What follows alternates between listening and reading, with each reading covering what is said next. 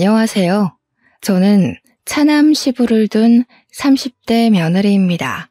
제게는 착한 시부모님이 계세요. 시부모를 일컫는 소개에 착하다는 수식어가 무척 어색할 수 있다고 생각하는데요. 저도 제가 이렇게 귀여운 시부모를 만나게 될 줄은 몰랐네요. 남편을 사랑하니까 조금은 손해보더라도 시부모님 잘 모셔야지 생각하며 결혼을 시작했는데 딸 같은 며느리라는 말의 진리를 경험하게 되었습니다. 그냥 저는 시댁에서 며느리 타이틀을 단 딸이었다는 거죠. 그만큼 시부모가 저를 많이 편하게 대해주고 위해줬다는 겁니다. 그래서 제 결혼 생활에 스트레스가 없었냐고요?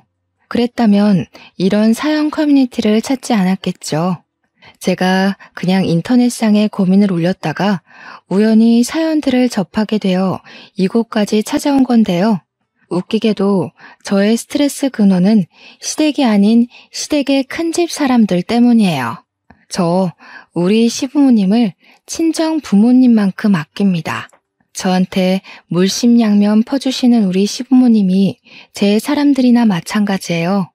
저는 평소 행실이 불량스러운 사람은 아니지만 제 사람 건드리는 인성 못난 인간들을 보면 불꽃이 튀어요. 특히 그게 우리 가족 일이라면 제 마음속 폭주기관차가 정신을 못 차리고 직진만 한답니다. 그래서 제가 본의 아니게 시댁과 큰집 사이에서 방대한 불을 지피고 말았네요.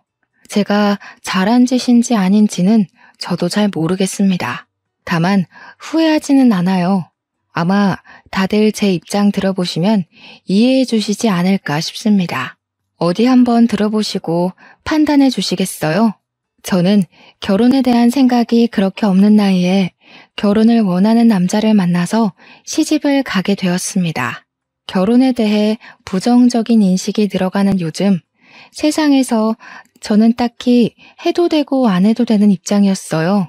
그래도 시부모 때문에 고충을 많이 겪는다는 고민들을 보면 안 하는 편이 좀 더 낫지 않나 정도만 생각하는 사람이었죠.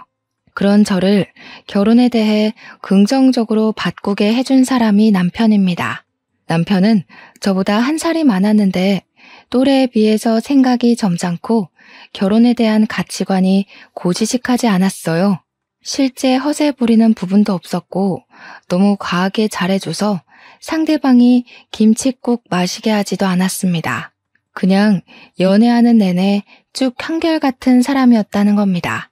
감정 기복 활활 타오르는 제게 남편의 존재는 잔잔한 호수와도 같아서 제 안에 있는 쓸데없는 불길을 조절할 수 있었어요. 게다가 부부가 되려면 은근 중요한 코드인 유머 감각도 저랑 아주 쿵짝이 잘 맞았어요. 처음으로 누군가와 한 지붕 아래 살아야만 한다면 남편이 제 곁에 있었으면 좋겠다고 생각했죠. 그래서 남편이 먼저 해준 프로포즈에 앞뒤 생각 안 하고 기쁘게 받아들였습니다. 청혼을 받고 나니까 남편 집안이 궁금하더라고요. 남편이 간단하게 얘기해 준 적은 있어도 그건 시댁 집안의 형편 정도지 어떤 분위기의 집안인지는 들어보지 못했습니다. 제 질문에 남편은 흔쾌히 집안 얘기를 꺼냈는데요. 남편 얘기만 들었을 땐 시부는 남편과 비슷하면서도 늘 헛소리를 안 하는 분이라 했고 시모는 점잖은 시부에 비해 조금 애교 있고 웃음 많은 사람이라고 했습니다. 그 말만 들었는데 왜 시부모에게서 저와 남편의 향기가 나는지 모르겠더라고요. 어딘가 모르게 비슷한 결이라고 생각이 되어서 그런가 시부모에 대한 긴장은 크게 하지 않았습니다. 역시나 시부모는 인품이 훌륭하신 분들이었어요. 우선 저를 많이 사랑해줬고 딸이 없는 집이라서 그런지 마치 딸이 생긴 것 같다고 특히 시모가 제게 많이 관심을 줬습니다. 시부모 반응이 이런데 친정에서는 얼마나 고마웠겠어요. 저희 친정 부모님이 저 결혼하고 제가 합가한다는 소식에 한우 세트를 2세트나 보내셨습니다. 그런 시부모님은 또 며느리 잘 뒀다고 저를 더 좋아해 주셨죠. 남편이 시부모님 나쁜 사람 아니라고 말했던 건 틀린 말이었어요. 나쁜 사람 아닌 게 아니라 그냥 세상 착하고 순하고 바른 분들이셨습니다. 특히 시모는 제가 시모를 졸졸 따라다니면서 집안일을 배우려고 해도 가서 TV 보고 앉아있으라고 젊을 때 몸 사려야 한다며 저를 자꾸 주방에 못 오게 하시는 분입니다. 하지만 저는 제가 좋아하는 사람에게 잘해주고 싶은 고집이 장난 아니거든요. 그래서 끝까지 시모 옆을 붙어 다니며 시모와 같이 어울려 노는 걸 즐겼습니다. 시모는 딸 같다 하다가 한 번씩 실수로 딸이라고 부른 적도 있었어요. 그렇게 시모랑 가깝게 지내기를 7개월이 지났을까요? 다음 달 명절을 앞두고 있는 상황에서 시모가 달력 날짜를 보며 몇 번이고 한숨을 쉬더라고요. 웬만하면 어두운 얼굴 안 하시는 분인데 표정이 근심이 가득해 보였습니다. 제가 또 안 물어볼 수 있나요? 시모한테 가서 고민 있으면 저한테 털어놓으라고 했죠. 그때 처음으로 시댁을 괴롭히는 큰 집에 대한 존재를 듣게 되었습니다. 내가 그 집 사람들 만날 생각만 하면 이렇게 일찍부터 가슴이 콱 막히고 심장이 크게 뛰어. 어쩜 그리 못 됐는지 생각만 해도 치가 떨린다니까. 내가 세상 살다 그렇게 못돼 처먹은 사람들은 처음 봤다. 아이고, 또 내가 쉰소리를 해버렸네. 너한테 이럴 게 아닌데 참. 괜찮아요, 어머님. 저는 하늘이 두 쪽 나도 어머님 편이에요. 큰집 식구들이 그렇게 된데미가 없어요? 아버님한테 말씀해보시지. 어머, 큰일 날 소리. 네 시애비는 그 집에 아주 충성을 한다, 충성을. 그러니 내가 혼자서 이리 소가리만 하고 있지. 아주 장남이 뭐라고 그저 큰형, 형수. 그 집 사람들 말이면 자다가도 벌떡 일어나는 게 네 시아버지야. 내가 어디다 하소연도 못하고 수십 년을 이렇게 살았다. 다른 집도 그랬는지 모르겠는데요. 시모 말로는 저희 시부가 어릴 적 가부장 제도가 좀 심한 곳에서 자란 사람이라고 했습니다. 시부가 어렸을 적인 그 당시는 가부장 제도가 남아 선호 사상이 심했다고는 알고 있었어요. 그런데 시모가 말해주는 시부 집안은 심해도 너무 심하더라고요.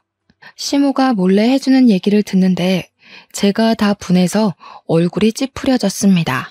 저희 시부는 집안에서 차남 입장이었어요. 총 5명의 형제 중 둘째하고 했습니다.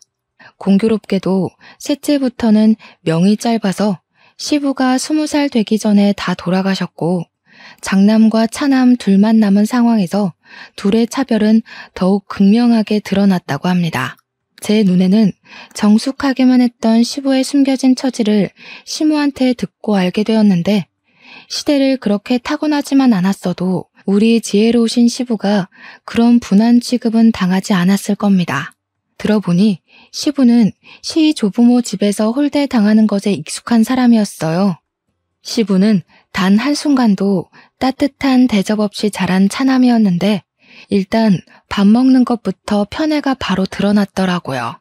시조부랑 장남은 큰 상에다 늘 따뜻한 밥과 빛깔 좋은 반찬들이 차려졌는데 시조모랑 시부 그리고 그의 잡다한 입들은 남은 반찬을 먹거나 따뜻한 밥도 남는 걸로 겨우 얻어먹을 수 있었답니다. 그런데도 시부는 찬밥 좋아한다며 찬밥을 즐겨 먹곤 했다는데 그게 습관이 된 건지 가끔은 독립을 하고 나서도 찬밥을 찾는다고 해요. 여러분은 고깃국인데 고기 없이 풀떼기만 있는 국을 받으면 기분이 어떻겠습니까? 게다가 가족한테 말이에요. 저는 바로 따져 들었을 거예요. 하지만 시부에게 고기 없는 것 정도는 서러운 축에도 안 낀다고 하더군요. 그런데 장남한테는 시조부 시조모가 등골 빠지도록 번 돈으로 유학도 보내주고 교수도 만들어줬더라고요. 그리고 장남이 결혼할 때쯤엔 시조부가 돌아가셨는데 시조부가 남긴 유산으로 신혼집이랑 혼수 가구, 예단비를 잔뜩 해줬다고 합니다. 웃긴 건 시조부 유산이 원래 우리 시부한테도 주라고 돼 있었대요. 그런데 시조모가 마음대로 결정해서 장남한테 다 준 거라고 하더군요.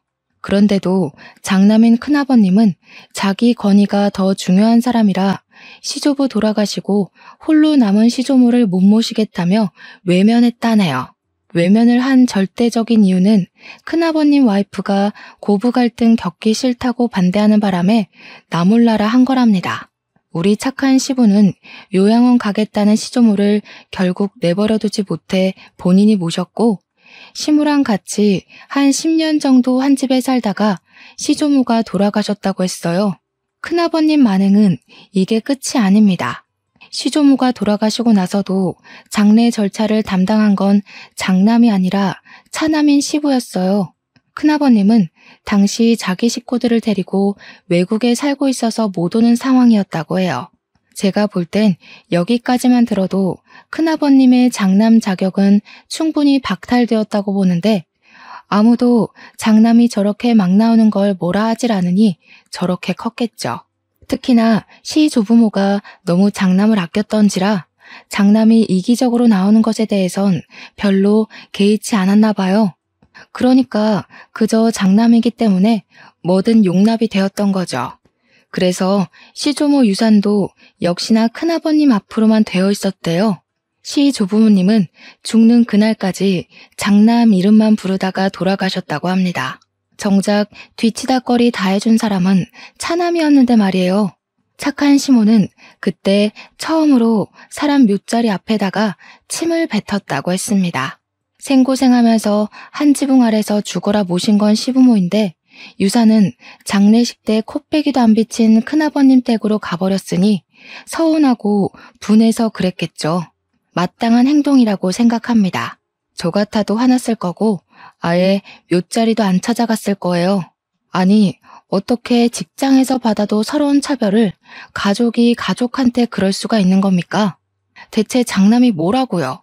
우리 시부도 시조부모 피를 받은 똑같은 아들 입장 아닌가요? 시모 얘기만 들어도 화딱지 나는 상황에서 저는 한 번도 보지도 못한 시조부모가 얄밉기까지 했습니다. 제사도 원래 큰 집에서 하는 거라고 들었는데 장남은 한 번도 시조부모 제사를 챙긴 적도 없고 찾아온 적도 없다네요. 우리 시댁에서 시조부모 제사를 담당하고 있었어요. 그 얘기를 들은 후로 저는 시조부모 제사를 챙기고 싶지가 않았습니다. 그래도 시부모가 챙기는 제사니까 따르긴 했는데요. 대신 절을 하면서도 제사상을 차리면서도 저는 속으로 시조부모를 엄청 원망하고 흉봤어요. 제가 시모한테 억울했겠다고 어떻게 그 고생을 다 참고 살았냐고 위로의 말을 조심스레 건넸는데 시모는 그냥 살다 보니 사라지더라네요. 그 시대는 대부분 그랬다고 자기뿐만 아니라 다른 며느리들도 대개 같은 소가리를 했을 거라면서 씁쓸하게 웃을 뿐이었어요. 이건 시대적 배경이라 어쩔 수 없이 이해를 해야 된다고 하는데 저는 이해하고 말고보다는 일단 그런 차별 대우 자체에 화가 났어요. 주원 자식도 아니고 어떻게 친자식한테 그럴 수가 있는지 모르겠습니다. 솔직히 말하면 이해 하나도 안 했어요. 시모한테는 죄송하지만 속으로는 내내 딴 생각하면서 시조부모만 비난했습니다. 그렇다고 시부 집안에서 치켜 세웠다는 장남이 그리 대단한 사람도 아니었거든요. 대접받을 만큼 뭐라도 집안의 보탬이 된 사람이면 시조부모의 행실을 어떻게든 납득해봤을 텐데 시모가 말하는 큰아버님은 듣기만 해도 이기적이고 자기밖에 모르는 사람이었습니다. 제가 이걸 시집 온 지 얼마 안 되고 들었을 땐 그저 시부 처지가 안쓰러웠어요. 그래서 착한 시부에게 더 잘해드리고 싶었고 시부의 경고는 귀 기울여 듣고 고치려고 했습니다. 그러나 큰 집을 처음 만나고부터는 시부의 경고를 지키려는 게 제 마음대로 안 되더군요. 큰아버님은 차례도 안 지내면서 자기가 큰 집인 걸 내세우며 명절에 인사는 오라고 하는 웃긴 집안입니다. 도대체 어느 나라 법인지 모르겠네요. 근데 시부는 그걸 또 군말 없이 꼬박꼬박 가고 있다고 했어요. 그래서 저도 결혼하고 처음으로 그 집을 방문하게 되었는데요. 저는 큰 집에 발을 들이자마자 황당한 상황을 겪었습니다. 우리가 먼 길을 달려왔는데도 밖으로 내다보는 식구가 하나도 없었다는 거예요. 솔직히 그때 큰 집에 아무도 없는 줄 알았어요. 하지만 그건 조금만 더 안으로 들어가면 바로 확인 사살되는 일이었는데요. 큰아버님은 TV를 보고 있었고 큰어머님은 주방에서 음식 재료를 다듬고 있었어요. 무려 2시간이나 걸리는 거리를 차까지 막혀서 4시간 만에 도착했는데도 반기는 사람이 없었습니다. 자주 왕래하는 사이도 아닌데 적어도 오는 길 고생 많았다고 한마디는 해줘야 되는 거 아닙니까? 그런데 우리가 모습을 드러내자마자 큰 집사람들이 하는 첫 마디가 뭔 줄 아시나요? 해 떨어지고 올 작정이었냐? 이 형수가 혼자서 저 많은 거 다 다듬느라 허리가 두 쪽 났다. 오늘 같은 날은 당연히 차 막히는 거 몰라? 생각이 있으면 일찍 나섰어야지. 저게 큰아버님이 시부한테 처음 던진 말입니다. 어디 큰아버님만으로 끝이게요? 큰어머님도 뒤처질세라 주방에 들어간 시모한테 쓴소리를 뱉었어요. 아이고 참나, 손님 나셨다 나셨어. 오다가 어디 고랑이라도 빠져 죽은 줄 알았네. 더 늦었으면 짜증나서 그냥 돌아가라 할 뻔했어. 물 한 모금도 못 먹고 일만 했더니 입이 바싹 말라 죽겠다. 말할 기운도 없네. 내가 손질은 다 했으니까 수월할 거야. 6시까진 끝내라. 인상 팍 쓰면서 우리 시모한테 앞치마를 툭 던져주고 주방을 나가는 큰어머님을 보는데 와, 인사하기 싫더라고요. 그래서 큰어머님이 주방 빠져나오며 저랑 눈이 마주쳤는데 제가 그냥 쌩까버렸습니다. 큰어머님 시선이 계속 저를 따라오는 게 느껴졌지만 무시하고 우리 시모 따라 주방에 쏙 들어가 버렸어요. 이렇듯 직접 본 큰집 사람들 행실은 말로만 들은 것보다 훨씬 더 저를 화나게 했어요. 우리 시부모를 종부리듯 당연하게 행동을 하는데 제가 아끼는 분들을 그렇게 대하는 인간들한테 화가 안 날 수 있나요? 우리 착한 시모도 뒤에서는 큰집 식구 욕을 마구 했지만 정작 큰어머님 앞에서는 아무것도 못하고 깨갱하는 수준이더라고요. 그게 너무 마음이 아팠어요. 그간 어떻게 지내왔는지가 보였거든요. 큰 집에 있는 며느리들은 맞벌이 한다고 원래부터 명절의 음식 자체를 못하는 사람들이라고 했는데요. 그래서 저희 집을 명절보다 하루 일찍 불러서 이렇게 부려먹으셨대요. 무슨 이유건 간에 이건 좀 아니지 않나 싶어 남편한테 물으면 남편도 좀 보기 불편하긴 한데 너무 어릴 때부터 이렇게 해왔던 거라 자기가 어떻게 할 수가 없었대요. 한 번은 사춘기 때 큰아버님께 대들어봤는데 되레 시부모한테 혼이 났다고 합니다. 우리 시부모가 얼마나 마음 좋은 사람들인데 남의 손에 굴려지는 걸 보니 눈앞에서 보니까 제 속이 부글부글 열오르기 시작했어요. 분명 시부모도 말만 안 하고 있을 뿐 참고 있을 거라고 생각합니다. 하지만 남편도 어쩌지 못하는 걸 제가 뭐라고 감히 시가 친척에 간섭을 할 수 있겠습니까? 그래도 초면인 큰집 어른들한테 내내 하며 굽신거리고 싶지는 않았어요. 그래서 시모더러 남 시키지 말고 혼자 일해야 된다는 큰어머님의 말을 못 들은 척하고서 저는 시모 하는 걸 뺏어들었어요. 시모를 적극 도우는 방향으로 제 분을 풀려고 노력했습니다. 시모가 작은 목소리로 괜찮다고 저기 거실에 가서 그릇만 좀 닦아달라고 하더라고요. 명절일에서 그나마 그릇 닦는 게 가장 쉽고 별로 힘 안 가는 일이라는 거 명절 챙겨본 사람은 다 알 겁니다. 시모는 최대한 자기가 힘들고 어려운 걸 자처하겠다는 뜻으로 저를 보내려고 했어요. 그러나 그럴수록 저는 더 고집부려서 시모 몫을 빼앗았습니다. 제가 그래도 요리에 솜씨가 좀 있는 사람이라서 누구한테 물어볼 필요도 없거든요. 그래서 제가 오히려 시모를 쉬운 쪽으로 보내려고 했어요. 저랑 시모가 그렇게 꽁냥대면서 같이 일을 하고 있으니까 큰어머님이 슬쩍 오는 기척이 느껴지더라고요. 우리 주위를 얼쩡거리면서 우리 하는 얘기를 엿들으려고 기웃댔어요. 그러다 저희의 화기애애한 모습이 못마땅했는지 갑자기 시모한테 양파 깠냐고 마늘 빻고 고사리나 빨리빨리 볶으라며 성질을 부리더군요. 그러니 시모가 저랑 떠들다 말고 후다닥 다른 일을 하러 갔습니다. 시모가 떠나고 큰어머님만 제 반경에 남아 있었는데 저는 끝까지 큰어머님 안 돌아보면서 바로 표정 굳혔어요. 그냥 제 할 일만 했죠. 그러니까 큰어머님이 제가 마치 자기 며느리라도 되는 것 마냥 저한테 이래라 저래라 시키려고 하더라고요. 처음엔 무시했습니다. 그랬더니 이봐요, 이봐 하면서 나중에는 저를 툭툭 치는 거 아니겠습니까? 말본새부터 초면에 쉽게 터치하는 것까지 딱 봐도 불량스럽기 그지없는 할망구였어요. 내 말이 안 들리나? 그거 지금 할 필요 없다고. 저기 가서 전 부칠 펜 좀 달거라. 주방일 안 해봤니? 일머리가 있는 편은 아닌가 보구나. 애가 빠릿빠릿하지 못하네. 죄송해요. 저는 저희 어머님 며느리라서요. 다른 사람 말은 귀등으로만 들어요. 큰어머님이야말로 할 일도 없이 돌아다니지만 마시고 손 좀 보태세요. 그럼 더 빨리 끝나지 않겠어요? 저도 일머리 없다지만 큰어머님도 그렇게 썩... 저는 싱긋 눈웃음 치면서 차분한 톤으로 고개만 까딱 인사했습니다. 그리곤 또 큰어머님 말을 무시하며 제 할 일만 했어요.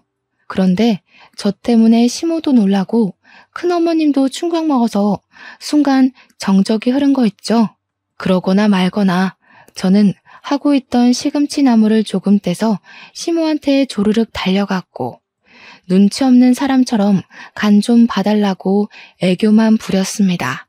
우리 귀여운 시모 당황해서 얼떨결에 간을 봐주더라고요. 그러면서 큰어머님 눈치는 계속 봤고요. 좀 싱겁죠? 아, 어머님 솜씨 따라가려면 더 배워야겠어요. 어머님은 어쩜 그렇게 요리를 잘하세요? 제가 진짜 100점짜리 시어머니를 뒀네요. 큰어머님은 우리 모습이 기가 찼는지 그 뒤로 주방을 박차고 나가서 들어오질 않았습니다. 주방이 보이는 방향으로 거실에 앉아 저랑 시모를 노려보고만 있더군요. 저는 제멋대로 행동한 거라 시모가 한 소리 할 줄 알았는데 다행히 시모는 아무 언급도 안 하셨어요. 그냥 저한테 더 살갑게만 대할 뿐이었습니다. 그리고 제가 남편에게 부탁해 거실에 놓인 그릇 좀 닦아달라 했어요. 며느리 부탁이면 하늘의 별도 따줄 것처럼 귀한 대우 주는 시부까지 제 말에 그릇 닦는 걸 도왔습니다.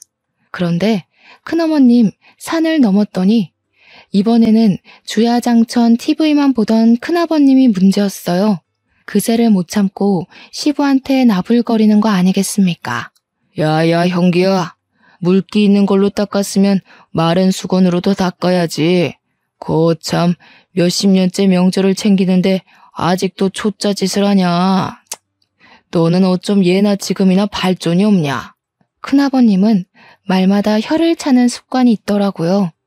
그것 때문에 사람을 더 무시하는 본새가 심하게 느껴졌고 저는 순간적으로 우라가 치밀었습니다. 아, 진심으로 짜증나대요. 제가 이렇게 속에 열이 많은 사람인지 여태 모르고 살았어요. 저는 부쳐놓은 고추전을 바구니를 들고서 베란다에 건조를 시켜야겠다고 룰루랄라 거실을 가로질렀습니다. 그러고는 바닥에 양말이 미끄러진 척 들고 있던 바구니를 날려 큰아버님 머리통에 쏟아버렸어요.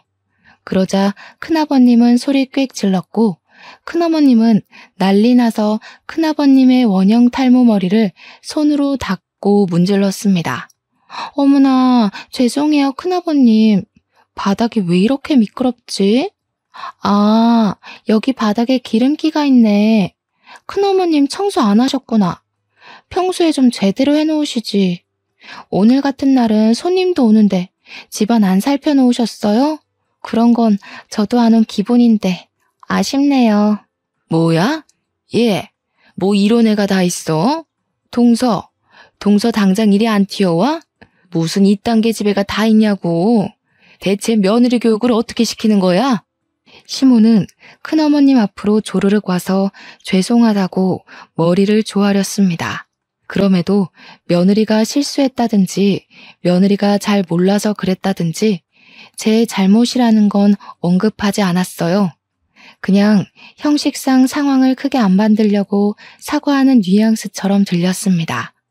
큰어머님은 그런 시모의 사과를 듣기 싫다고 호통치면서 큰아버님 머리통 식힐 수건을 빨아오라고 시켰고 시모는 급하게 욕실로 뛰어갔죠. 남편이랑 시부가 나서서 쏟아진 전을 치우는데도 우리 식구들 중 제 탓을 하는 사람은 아무도 없었습니다. 그저 묵묵히 큰아버님, 큰어머님 부르령을 듣고만 있었어요. 우리 식구 전부가 다들 행동 싸보이지 않게 무게를 유지하고 있었는데요. 유독 저만이 유난을 부렸어요. 제 생각에도 제가 좀 설쳐댔던 것 같습니다. 그 말은 즉 시모한테 찬수건 심부름 시킨 큰어머님이 또 마음에 안 들더라는 겁니다. 그래서 그걸 또 가만두지 못하고 일을 저질러 버렸어요. 큰어머님, 큰일 날 소리세요. 언제 찬수건 빨아서 큰아버님 머리 식히려고요? 그 사이에 큰아버님 머리 다 화상 입겠어요. 빠릿빠릿하게 움직이셔야지. 그리곤 저는 시부가 그릇 닦느라고 젖은 수건 더럽혀 놓은 걸 주워서 큰아버님 머리에 찰싹 붙였습니다. 평소 결벽증 있다는 큰아버님은 냄새나는 행주 공격에 충격받아서 그대로 얼어붙었고 큰어머님이 대신 악 소리를 지르며 저를 밀쳐냈어요. 시모가 찬 수건을 가져왔을 때는 이미 큰어머님이 저더러 당장 이 집에서 꺼지라고 호통치고 있는 중이었어요.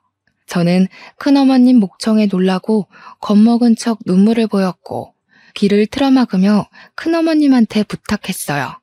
큰어머님, 화통 삶아먹은 줄 알겠어요. 제가 어릴 때 교통사고 때문에 큰 소리에 트라우마가 있어서요. 제발 목소리 좀 낮춰주세요. 당장 끌어내라. 무슨 저런 년이 다 있나 몰라? 어디 어른한테 버르장머리 없이 이래라 저래라야? 빨리 꺼지지 못해? 제 도발에 얼굴까지 시뻘개진 큰어머님은 저를 잡아먹을 듯 쏘아봤습니다. 저는 겁먹은 척 얼빠져 있는 남편과 시부, 시모를 데리고 그만 가보겠다고 급하게 인사드렸어요. 물론 죄송하단 말은 해줬습니다. 시부의 가족이라니까 일말의 예의라고 봐주시면 되겠어요. 어쨌든 저도 제가 왜 큰 집에서 그런 소동을 벌였는지 모르겠어요. 풍비박산 수준으로 망쳐버린 첫 명절. 제가 제 분을 참지 못해 시부모 허락 없이 큰 집을 뒤집어 버린 거 아니겠습니까? 집에 귀가하고 나니까 그제야 시부모님 눈치가 보이더라고요. 그래서 별다른 변명 않고 입 싹 닫고서 집에 들어가자마자 무릎을 꿇었습니다. 시부모께 죄송하다고 용서를 빌었어요. 그랬더니 시부는 일찍 자야겠다고 방에 들어가 버렸고 시모는 시부가 방에 들어간 걸 확인한 뒤에야 뒤늦게 깔깔 웃음이 터졌습니다. 내가 정말 우리 새아기 때문에 산다. 나 진짜 웃음 참느라 죽는 줄 알았어. 어쩜 이렇게 교육을 잘 받았니? 사돈어른이 딸 하나는 기가 막히게 키우셨구나. 내 언제 한번 사돈댁에 식사를 대접해야겠어. 우리 집에 이런 귀한 딸을 보내주셨는데 가만히 있어선 안 되지. 시모는 그 어떤 날 때보다 아기 햇님처럼 해맑은 얼굴을 하고서 방에 들어가셨습니다. 어안이 벙벙했어요. 시부모 두 분 다 제게 별다른 혼을 안 내길래 실수한 게 아니라는 건가 싶어서 좀 헷갈리더라고요. 한참 나중에 남편이 말해줘서 알았는데 그날 일 때문에 자기도 10년 묵은 채증이 내려간 기분이었다고 했어요. 그러면서 아마 시부모도 그랬을 거라고 말해주었습니다. 시모가 깔깔 웃었던 걸 생각하면 남편 말이 영 신빙성 없는 건 아니었어요. 그럼에도 한날은 시부가 제게 슬쩍 다가와서 그날의 얘기를 흘리듯 툭 꺼내셨는데요. 저를 혼내는 건 아니었고 다시는 그러지 말라고 점잖게 일러주기만 했어요. 그 말을 들으니 시부가 큰 집 눈치를 많이 본다는 게 확 느껴지더라고요. 아무래도 시부한테는 과거의 집안 제도가 여전히 몸속에 남아있는 듯 했습니다. 큰 집이 너무너무 얄밉지만 장남이기 때문에 차남 입장에서 예의는 갖춰야 한다는 뭐 그런 심리 같았어요. 그런 시부가 여전히 안쓰러워서 저는 최대한 시부를 생각하고 시부만 위하자 그렇게 다짐을 했는데요. 도대체 왜 자꾸 큰 집 식구만 보면 제 안에 다른 자아가 튀어나오는지 모르겠습니다.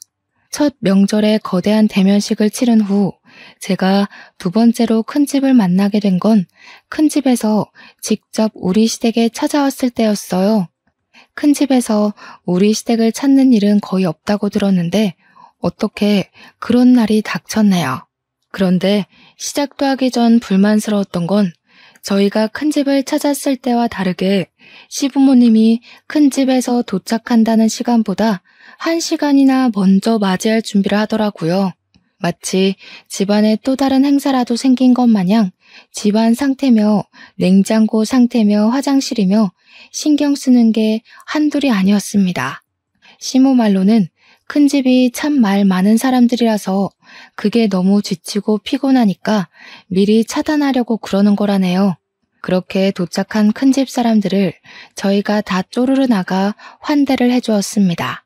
큰 집을 문 앞에 마중 나간다는 것 자체가 못마땅했지만 시부가 하니까 저도 시부를 위해서 예의를 차렸어요.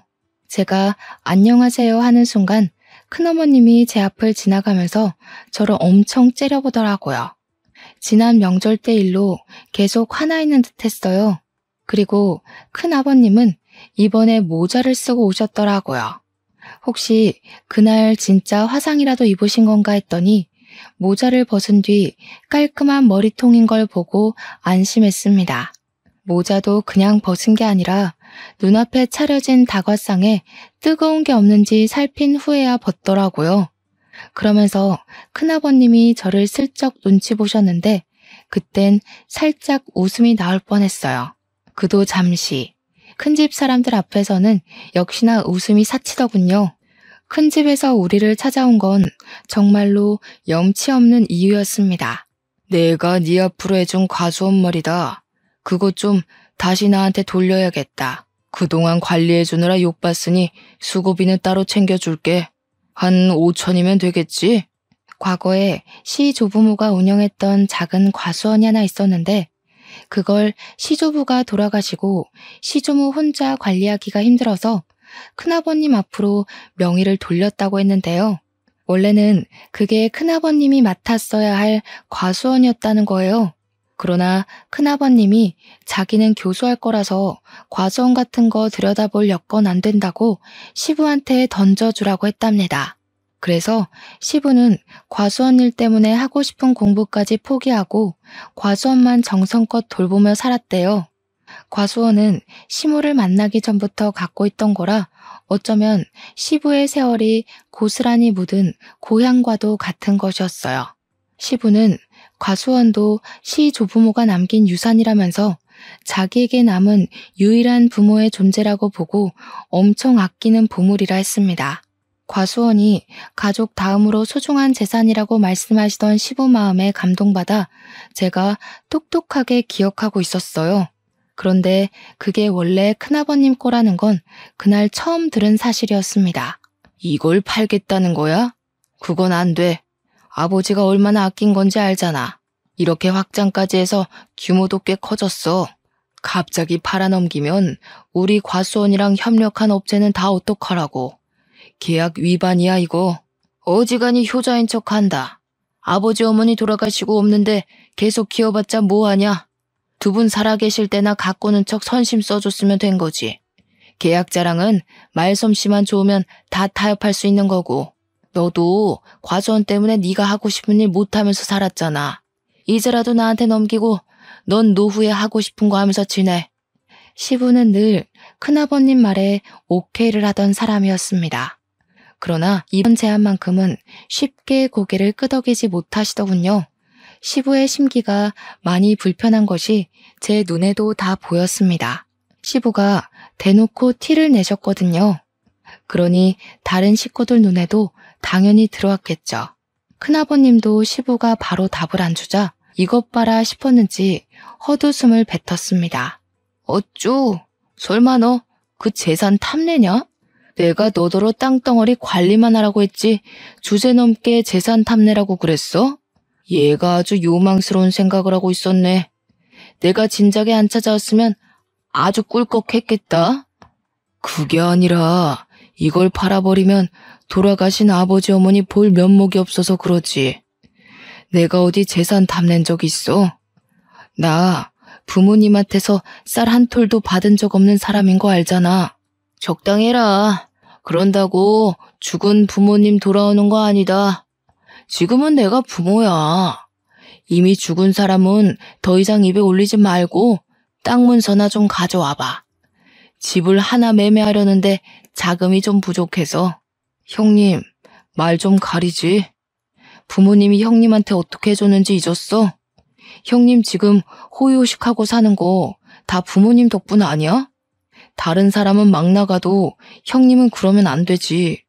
형님만큼은 죽을 때까지 부모님 기리고 기억하면서 감사하고 살아야 돼. 그런데 뭐? 죽은 사람? 이게 교수했다는 사람 입에서 나올 말이야? 이 자식이 약을 잘못 먹었나?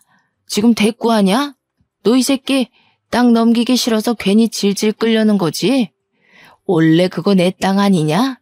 와, 웃기는 새끼네. 부모 앞에서 고상한 척 욕심 없는 척 하더니 결국 이거였어? 내가 아주 호랑이 새끼를 키웠구나. 어른들의 신경전은 한낱 젊은 사람들의 신경전과 차원이 달랐습니다. 쌍욕이 없는 가벼운 듯한 대화이면서도 눈빛이 주고받은 기운 때문에 분위기 무게가 정말 삼엄했어요. 매일 큰아버님한테 져주던 시부가 처음으로 의지를 굽히지 않자 두 분의 팽팽한 기싸움은 더 무섭고 길게 이어졌습니다. 그 상황에 큰어머님은 재산 문제는 남자들끼리 얘기해야 된다고 시모를 데리고 자리를 떴어요. 당연히 저도 우리 시모를 따라 나섰고요. 그런데 알고 보니 큰어머님은 자리를 피해준 게 아니라 시모한테 겁박 주려고 방에 끌고 온 거더군요. 괜히 법정 싸움으로 치닫지 말자 동서. 우리 아들들 돈 많은 집 며느리한테 장가간 거 알지? 첫째 며느리가 법조인이야. 괜히 서로 피보면서 영 끊는 짓 하지 말고 쉽게 가자고. 제가 뭐 마음대로 결정할 수 있는 일인가요? 남자들 결정에 따르는 거지. 듣자 하니까 남편은 별로 안 남기고 싶어 하는 것 같은데 저는 남편 말 따를 겁니다. 저한테 이러시는 거 아무짝에 소용없어요. 말기 못 알아먹네. 그래서 지금 버티겠다는 거야? 우리 며느리한테 전화해. 아무리 명의가 너희 쪽으로 돼 있다고 해도 우리 며느리가 법조인인 이상 너희들 손해야. 팔은 안으로 굽는 법이거든. 나 세 번째까지는 곱게 안 묻는다. 땅 문서 어딨어? 난 그런 거 모른다니까요. 그런 중요한 것들은 남편이 다 관리하지 난 아무것도 손 안 대요. 솔직히 내가 안다고 해도 별로 알려주고 싶지는 않네요. 저희 집에 뭐 하나 신경 써준 적도 없잖아요. 시모는 제가 옆에 있어서 그런지 나름 용기 내서 큰어머님께 할 말을 잘하셨습니다. 그런 시모가 자랑스러웠어요. 큰어머님을 화나게 하는데 충분히 성공했더라고요. 얌전한 고양이가 부뚜막에 올라간 셈이었죠. 하지만 큰어머님이 참지 않고 법조인 며느리한테 전화를 걸겠다고 폰을 들었을 때 시모 표정은 금세 후회를 되찾았습니다. 시모 눈동자가 불안으로 떨리는 걸 봤어요. 시모는 아마 시부와 의논 없이 혼자 결정하는 걸 잘 못하는 것 같았고 시부 허락 없이 큰일을 만들지도 못하는 사람 같았습니다. 그 사이 큰어머님은 진짜로 첫째 며느리에게 전화를 걸었어요. 그런데 신호음이 가기도 전에 곧바로 전화가 꺼졌습니다. 큰어머님이 당황해서 다시 전화를 걸었는데 또 안 받았어요. 큰집 사람들을 보면 의외로 웃긴 포인트가 좀 있어요. 전화 튕기는 걸 보는데 큰어머님의 당혹스러운 표정이 너무 재밌어서 순간 웃음이 터질 뻔했지 뭡니까. 그러면서 큰어머님이 애써 변명을 가미했는데요. 우리 며느리가 지금 재판 있나 보네. 바쁜가 봐. 하면서 태연한 척을 하는데 얼마나 우습던지. 심지어 더 웃긴 상황은 따로 있었습니다. 큰어머님이 자기네 며느리들은 바빠서 한가하게 집에만 있는 저랑은 다르다는 식으로 비꼬고 있을 때였어요. 전화를 튕겼던 첫째 며느리한테서 다시 전화가 걸려온 겁니다. 그러자 큰어머님 표정이 승기라도 잡은 것 마냥 들뜨더라고요. 바로 시무 얼굴 앞에다가 당당하게 자기 폰을 들이밀면서 자랑을 했습니다. 좀 봐라 얘. 아무리 바빠도 얘들이 이렇게 예의가 바르다. 다시 전화 주잖니. 이 애들은 우리를 아주 하늘로 모셔. 누구처럼 감히 며느리가 시애미한테 시시덕거리면서 까불지 않는단 말이다. 며느리에도 다 급이 있는 거야. 동서는 어쩜 며느리 보는 눈까지 없었대? 큰어머님은 저랑 시모를 쌍으로 엿먹여주고서 뿌듯하게 전화를 받았는데요. 받자마자 수화기 너머로 첫째 며느리의 성난 목소리가 쨍쨍 울렸습니다. 먼저 전화하지 말라고 했는데 왜 자꾸 전화하냐고. 약속 어기면 당장 이혼해버릴 거라는 협박의 톤이 묻어 있었어요. 큰어머님이 늙어서 귀가 안 좋으니까 음량을 크게 해놨는데 덕분에 우리한테도 다 들렸던 거죠. 차라리 전화 안 받을 때가 덜 쪽팔렸겠어요. 훨씬 더 매정하게 끊긴 전화는 큰어머님 얼굴을 시뻘겋게 만들었습니다. 정적이 흘렀는데 그 순간 저는 이때다 싶어서 시무 팔짱을 끼며 말했어요. 참, 어머님, 제가 아버님한테는 말씀드렸는데 어머님한테는 기회가 안 돼서 말 못했는데요. 저희 큰아빠가 얼마 전에 판사 퇴직하셨거든요. 인맥이 엄청 넓으셔서 우리 큰아빠 이름 대면 후배들이 다 안 돼요. 근데 큰아빠가 저를 엄청 아껴요. 제가 시집갈 때 아빠 말고 큰아빠가 울었거든요. 잠깐만 기다려보세요. 저도 오랜만에 전화 좀 해봐야겠네요. 거기서 시모는 역시 계속 얼떨떨하게 저를 바라봤고 큰어머님만 어리둥절했어요. 큰어머님이 진짜로 자기 며느리한테 전화를 걸었던 것처럼 저도 거짓말 않고 진짜로 큰아빠한테 전화를 했거든요. 역시 우리 큰아빠. 컬러링 들리기도 전에 받더라고요. 큰아빠 집에는 아들밖에 없어서 시부모가 저를 예뻐해주는 것처럼 큰아빠도 제게 딸 그렇게 불러줍니다. 큰아빠, 오랜만에 전화해서 이런 말부터 하는 거 미안해. 우리 아버님이 아버님 명의로 된 가수원을 갖고 있는데 그걸 자꾸 무단으로 달라고 협박하는 사람이 있어서 아무래도 우리가 소송해야 될 것 같아.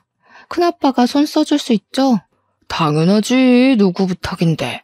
그런데 누가 남의 명의로 된 땅을 욕심부린다니. 내가 제일 싫어하는 부류가 딱 그런 빈대떡 같은 사람들인데. 아, 우리 시댁의 큰 집. 참, 우리 큰어머님 며느리가 법조인이래. 큰어머님, 며느님은 어디 소속이세요? 저희 큰아빠한테 한번 물어보려고요. 너무 약을 올려버렸는지 제 말에 깜짝 놀란 큰어머님은 그제야 사색이 되며 제 폰을 빼앗으려고 했습니다. 저는 큰아빠한테 다시 전화하겠다고 하고 그대로 끊어버렸죠. 그러고는 제가 악력을 쓰려는 큰어머님의 손길을 탁 쳐내버렸어요. 제발 고집 좀 부리지 마시고 분수에 넘치는 짓 하지 마시고 자식들 발목 잡는 짓도 하지 마시고. 예? 자랑스러운 장남을 이혼남 만들면 안 되잖아요. 둘째, 셋째 아들까지 있다고 했었나? 자식들 평생 법적 문제에서 불이익받게 해줘요? 너 이거 협박죄다. 어디서 어른한테 따박따박 말대답이야? 사람 사들여서 연기하는 거지? 내가 속을 줄 알고? 그건 끝까지 가보면 알겠죠. 궁금하면 사이좋게 법정 싸움 해보던가요. 그보다 며느리들이 하늘로 모신다고 했죠. 하늘은 무슨 시궁창 대접 안 받는 걸로 감사해야겠던데요. 괜히 일 버렸다가 자식들이랑 며느리한테 버림받지 마시고 지금이라도 정신 좀 차리세요. 이제는 우리 시모가 아니라 큰어머님이 누나를 불안하게 굴리셨어요. 그러면서도 대꾸는 못해서 바보같이 어버버거리기만 하더라고요. 이후 저희에게 그 어떤 잘난 체도 못하고서 쌩 방을 나가버렸습니다. 얼마나 당황했으면 나가다 문턱에 발가락을 찧었는데도 절뚝거리며 뛰쳐나가버릴까요? 시모를 모시고 그 뒤를 따라 나갔더니 거실에선 큰아버님이 시부 멱살을 잡고 있는 장면이 기다리고 있었어요. 시모가 깜짝 놀라서 시부한테 달려가려 했는데 그럴 필요가 없을 것 같아 제가 시모를 붙잡았습니다. 곧 큰어머님이 알아서 큰아버님과 시부를 갈라놓더니 큰아버님 옷을 챙기고 모자를 챙기고 난리가 났더라고요. 큰아버님이 왜 이러냐고 미쳤냐고 하는데도 큰어머님은 큰아버님 등짝만 패면서 그냥 빨리 나가자고만 재촉했어요. 아무래도 나가면 제 큰아빠가 판사였던 얘기를 알아서 잘 전달할 것 같았습니다. 이젠 자기네들이 불리하다는 걸 알았겠죠. 이미 땅덩어리가 시부 이름으로 되어 있는데 법으로 덤빈다 한들 무슨 소용 있다고 두둑한 배짱을 갖고 덤볐는지 모르겠네요. 관리도 처음부터 계속 우리 시부만 해와서 명의가 큰아버님 거였다고 해도 기여도에 따라 우리 쪽에서도 지분을 받을 수 있대요. 결국 어떤 법이든 간에 큰 집 쪽이 불리하다는 겁니다. 그런데도 배 내밀고 떵떵거렸던 이유는 왠지 그 법조인 며느리 하나 믿고 있어서 그런 것 같아요. 이러나 저러나 일은 잘 해결되었습니다. 그날 대판 싸운 이후로 큰 집은 2년이 지난 지금까지 우리 시댁을 찾지 않고 있어요. 양심 없이 명절에 부르지도 않고 귀찮게 땅 내놓으라고 시비 걸지도 않습니다. 시부는 어떻게 큰 집과 연락을 잇고 있는지는 모르겠으나 그 외의 식구들은 전부 큰 집의 갑질에서 해방이 되었어요. 시모랑 남편은 이게 다 저 덕분이라고 항상 사랑스럽다고 해줍니다. 밥상에 매일 맛있는 것도 올라와요. 다소 철딱선이 없었을 수 있을 저를 예쁘게 봐준 시부모 덕분에 저는 현재도 아주 행복한 결혼 생활을 보내고 있습니다. 사실 딸을 임신한 지도 8개월이나 됐어요. 그렇잖아도 저를 복덩이 대우해주던 시댁에서 임신까지 해버리니 아주 왕비만큼이나 후한 대접을 받고 있네요. 지금이 너무 행복해서 이 꿈에서 영영 깨고 싶지가 않아요. 제 인생이 이렇게 쭉 순탄하길 속으로 항상 바라고 있습니다. 다들 저만큼 행복하시고 저보다 더한 행운 받으셨으면 해요. 들어주셔서 감사합니다.